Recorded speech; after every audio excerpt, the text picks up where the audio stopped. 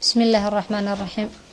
إن الحمد لله نحمده ونستعينه ونستغفره ونعوذ بالله من شرور أنفسنا وسيئات أعمالنا. من يهد الله فلا مضل له ومن يضلل فلا هادي له، وأشهد أن لا إله إلا الله وحده لا شريك له، وأشهد أن محمدا عبده ورسوله. أما بعد، السلام عليكم ورحمة الله وبركاته.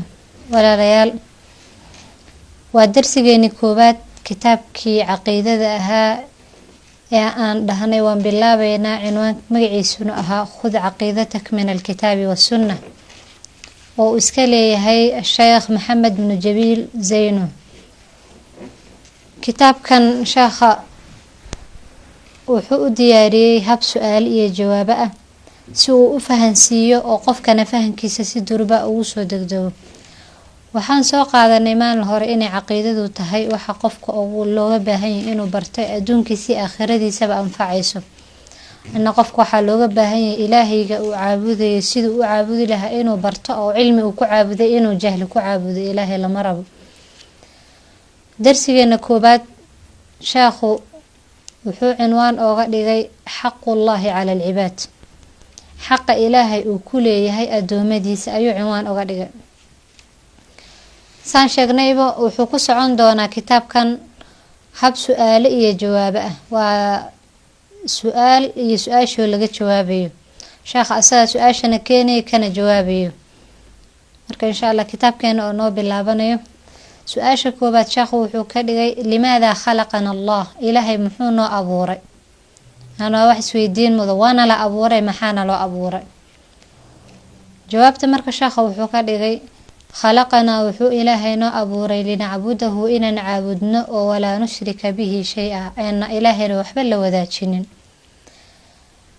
wadaliilu qowluhu tacaala, taas waxaa ku tusinaya fi suurati addaariyaat ilaahay meesha uu ku yidhi wamaa khalaqtu ljinna walinsa ilaa liyacbuduun. insi iyo jinni ooma uumin ilaa inay i caabudaan mooyaane. waxaa kaloo u daliila qowlkii nabiga sala allahu calayhi wasalam uu yidhi xaqullaahi cala alcibaadi, xaqa uu ilaahay ku leeyahay addoomihiisa waxaa weeyaan an yacbuduuhu inay caabudaan oo walaa yushrikuu bihi shay-a, ayna ilaahayna waxba la wadaajinin. qofka bani aadamka waxaa looga baahan yahay muhiimada adduunyadan loo keenay inuu ogaado oo maxay tahay. muhiimada adduunkana loo keeno waxay tahay inaan ilaahay caabudno oona ilaahay cibaadadiisa wax kale aan la wadaajinin. sheekha wuxuu aan caabudna baan nidhi cibaadada laftirkeedu maxaa laga wadaa ayuu sheekhu una weydiiyey. maa hiya alcibaada, cibaadada maxay tahay? wuxuu sheekhu ku jawaabay alcibaadatu, cibaadadu ismun weeye magac jaamicun kulmiyo limaa yuxibuhu allah, ilaahay wuxuu jecel yahay oo min al aqwaali hadalla iyo wal afcaali waxyaabaha la sameeyo ficilka. cibaadadu waa ism kulmiyo wax walba oo ilaahay uu jecel yahay, ama hadal ha ahaado ama fal la sameey ha ahaado. hadalka maxaa kamid ah ka ducaa, sida ducada oo kaleeto. ducada waa wax hadal weeyaan oo afka markaad ilaahay baryayso afka ayaad ku baryaysaa, waa hadal. wasalaati, salaada waxay ka koobantaa ayadoo hadalkii iyo ficilkii. waa salaada markaad tukanaysid waadna hadlaysaa waadna sameynaysaa ficilkii. wadabxi ayadana sidoo kale gowraca ayadana waa ficilkii.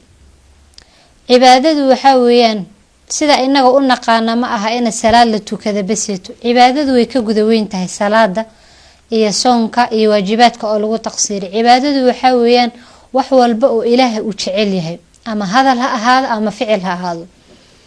ilaahay wuxuu yidhi subxaanahu watacaala qul ina salaatii wanusukii wamaxyaaya wamamaatii lilaahi rabi alcaalamiin. qul waxaad tiraahdaa ina salaatii salaadayda iyo wanusukii gowracayga iyo wamaxyaaya noloshayda iyo wamamaatii geerideydu lilaahi ayay u sugnaatay, ilaahaygaas rabilcaalamiina kownkan oo dhan ilaahayga maamulo aha. marka salaadu waxaan dhahnay waa hadalkii iyo ficilka isku jiro. gowracana waa ficilkii la sameynayay. maxyaaya iyo mamaati baa imaatay, noloshayda oo dhan. haddii aabad nooshahoo dhan oo noloshaada dhan waxaad sameynayso ilaahay ayaa iskale. waxaa la rabaa qofka bani aadamka ah wax kasta uu soominayo inuu taaca ilaahay inuu ugu hogaansan yahay uu u sameeyo. markaad seexanayso haddii uu qofka muslimka uu niyoodo seexashadiisa inuu usoo kabto siduu ilaahay diintiisa iyo cibaadadiisa ugu khidmeyn lahaa, seexashadiisa waa cibaado. marka uu xamaalanay hadduu xamaalkiisa uu u niyeysto inuu xaaraanta kaga dheeraado oo ilaahay uu ku caabudayo waa cibaado. qofka marka uu reerkiisa dhaqayo oo ilmihiisa tarbiyeynayo waa cibaado. qofka markuu dariskiisa mucaamalo wanaajinayo waa cibaado. waxaasoo dhan noloshaadoo dhan beeska ku saabsan, wixii noloshaadoo dhan ay keenayso qofka bani aadamka ah. waxaa la rabaa qofka mu'minka ah inuu ilaahay oola jihaysto, uu mar walba u ogaado inuu ilaahay dhulkan u keeno inuu asaga caabudo, cibaadaduna ay tahay inuu sameeyo ilaahay wuxuu jecel yahay uu raali ka yahay. nabiga sal ly salamna xadiidkii ahaa waqaala sal ly salam xadiiث الqudsi nabi sal slam laga warinayana wuxuu ahaa wamaa taqaraba ilaya cabdii bishayin axabu ilaya mima iftaradtuhu calayhi. iguma dhowaada adoonkayga wax ka kheyr badan oo ka fadli badan wixii aan ku farad yeelay. sunnooyinka ilaahay waa loogu dhowaadaa oo nawaafisha ama soon ha ahaato ama salaad ha ahaato, sunnooyinka ilaahay waa loogu dhowaadaa. laakiinse ilaahay wuxuu yidhi waxaa iigu kalgacala badan oon ugu jecelahay wax la iigu soo dhawaado wixii lagugu farad yeelay oo lagugu waajibiyey. xadiidkaas waa xadiiثul qudsi uu nabiga ilaahay ka warinayo. waxaa soo saaray rawaahu bukhaari ayaa soo saaray. sheekhu wuxuuna weydiiyey kayfa nacbudullah, ilaahay saan u caabudeynaa? ilaahay ma waxaan ku caabudnaa sida aan inaga rabno mise sidaan doonno? maya, nacbuduhu waxaan u caabudeynaa kamaa amarana allah, siduu ilaahay asagana amray, iyo warasuuluhu rasuulkiisa siduuna amray. ilaahay waxaan ku caabudeynaa asaga iyo rasuulkiisa siday noo sheegeen oyna amreen oyna fareen.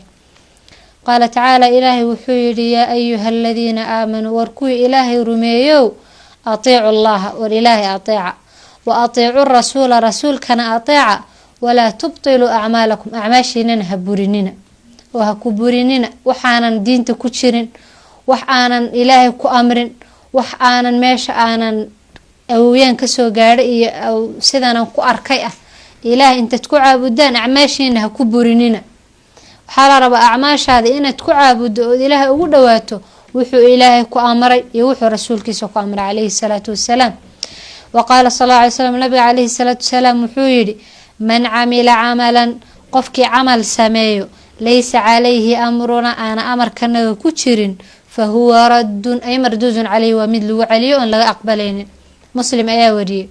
nabi sal ly slam meeshan wuxuu noogu sheegayaa qofkii sameeyo wax uuna ilaahay u dirsan oo dhaho ilaahay baan ku caabudi, ama ha ahaato wax aad ilaahay aad aabayaasha kasoo gaadhay oo waan maqlay aad ku caabudayso, ama ha ahaato diinta wax loogu talagalay oon sii jirin oo adiga jeebkaada kala imaata, waxaasoo dhan inaan laga aqbalayn ayuu nabi sal ly slam noo cadeynayaa oo adiga jeebkaadii aad kala imaatay lagugu celinayo oonan ilaahay agtiisa laga aqbalaynin. insha allah darsigeena koobaad intaas ayuu noogu joogayaa. wasali allahuma wasalama wbaaraka calaa nabiyina muxamedi wacalaa aalihi wasaxbihi wasalam.